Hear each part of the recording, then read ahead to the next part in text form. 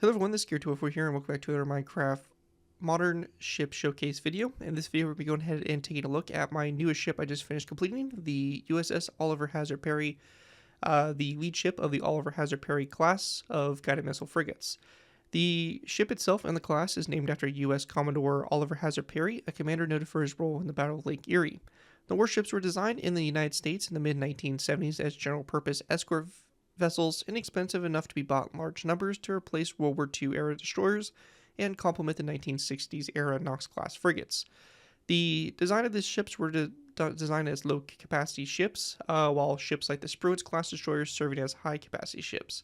It was intended to protect amphibious landing forces, supply and replenishment groups, merchant convoys from aircraft and submarines. And they were also part of battleship-centered surface action groups and aircraft carrier battle groups/strike groups. 55 ships were built in the United States, 51 used by the United States Navy, and 4 for the Royal Australian Navy, which I think they actually started calling these the Adelaide class in Australia. So 51 of these were built. It was a very sizable class of ship to be served in the United States Navy, and served quite a bit of a percentage of their fleet and their capability. The Oliver Hazard Perry class served all the way up into the early 2000s when the last ones were retired. And they, at the time, were definitely far outmatched in terms of their capability and what they were able to do. As with the Navy discontinuing the use of the Mark 13 missile launcher, the ship itself lost its missile capabilities and instead replaced its missile launcher with a 25mm automated Bushmaster cannon, which again severely crippled its combative capabilities, and at that point was more of a submarine focused ship. But this right here is the Oliver Hazard Perry in what she would have looked like when she was first used in the United States Navy. And we have that Mark 13 launcher and all that on here. So with that, we're going to dive in and take a look at this ship. And I do want to mention this is going to be for download on my Planet Minecraft. So like all my ships, if you do want to download this, there will be a download for the schematic file. You will need World Edit on Java to paste it into your worlds. If you are in Bedrock and you don't have World Edit, unfortunately, you will have to wait for a world download.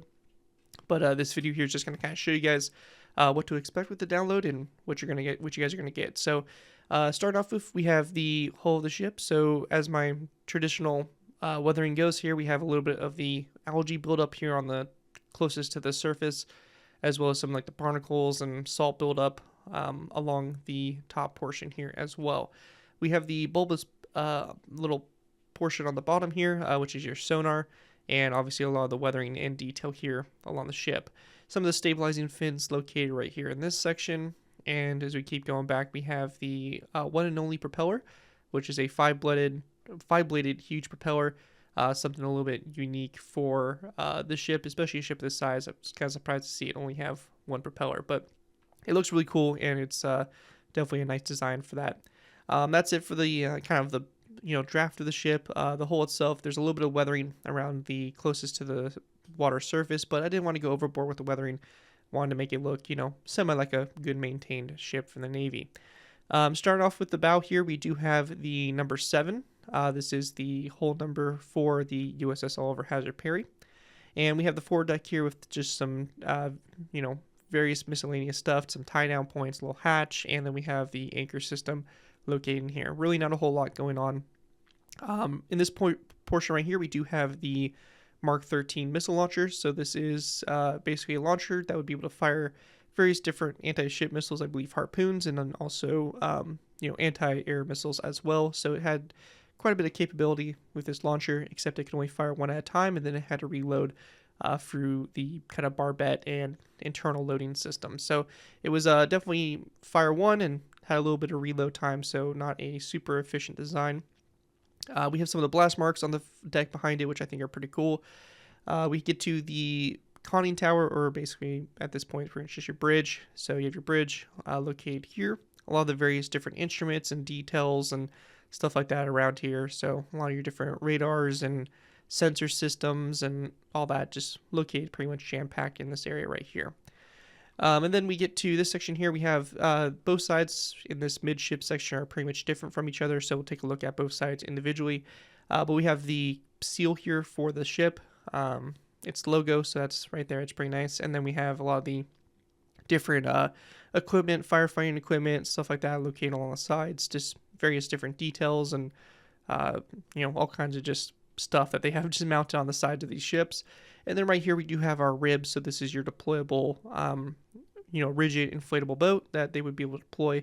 Very common with a lot of U.S. Navy ships at this time, and still even to this day.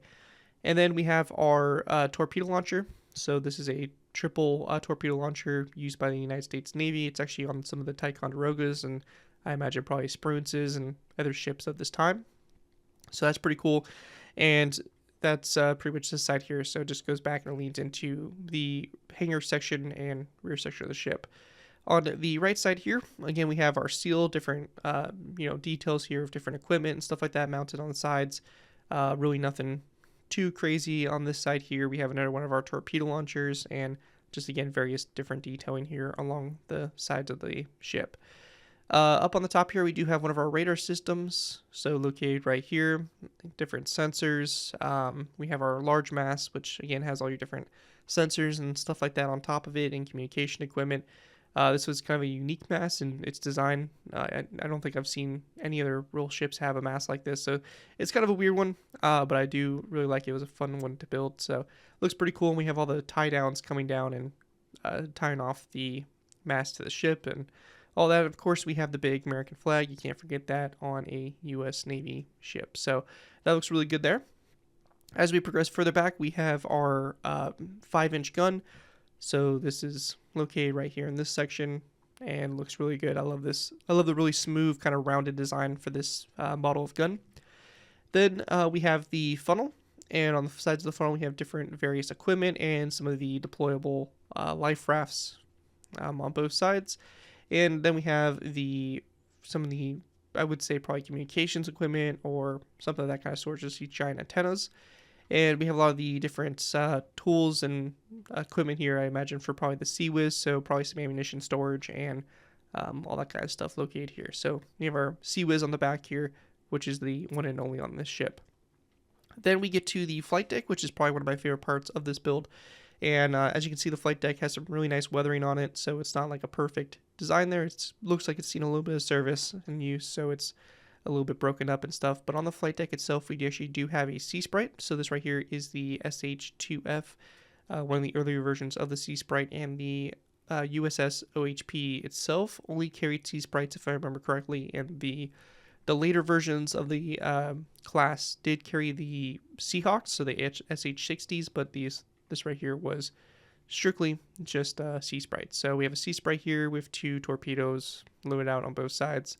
So really kind of fulfilling that anti-submarine role. So looks really nice there. And then we have one also in the hangar. So there actually is one of the hangars open that you can actually go in and explore. There's really not a whole lot in here. It's based off a model I saw, and there's really no pictures I was able to find of the inside of this hangar area. But I imagine it would look something like that. And you do have basically a double hangar set up here. So you could potentially, have both hangars open if you copy the other side over and have your another hangar there. But that's pretty much it for the back here. Again, you just have some of the netting around here, various little details, and of course the smaller number 7 for the whole number. But other than that, that's going to be it for this ship, and this is what you can expect in the download. So everything you see in this video here, you will be getting with the schematic. And yeah, it's a really cool ship. My first modern ship I've built in this scale, and I'm super excited to see the ones in the future that come out. As you can see, there is one I'm working on in the background, which some of you with a keen eye probably already saw and are probably already knowing what it is. So that should be coming hopefully very soon as well.